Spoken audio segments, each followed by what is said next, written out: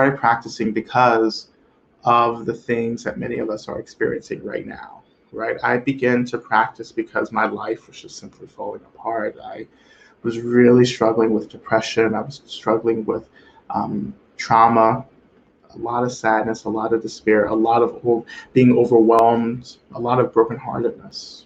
Um, and there's nothing like suffering to encourage us to figure out solutions to decrease that suffering.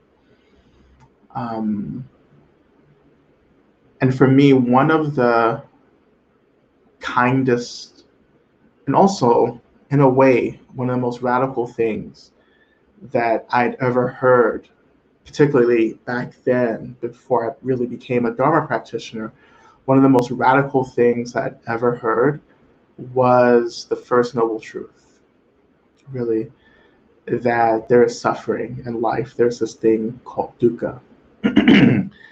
That suffering, discomfort wasn't a punishment. It wasn't because I was born a certain way in a certain body.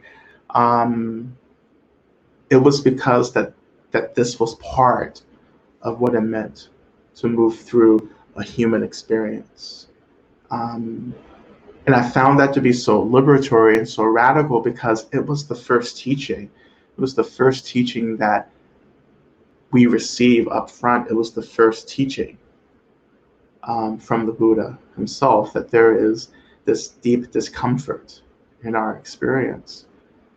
And I heard that and I said, oh, thank goodness, thank you. It was so much gratitude because I just felt like someone was finally telling me the truth, that what I was experiencing actually was not extraordinary, it wasn't abnormal, that this was just part of the experience of living. And I felt like I wasn't alone anymore when I received the first teaching from the Buddha.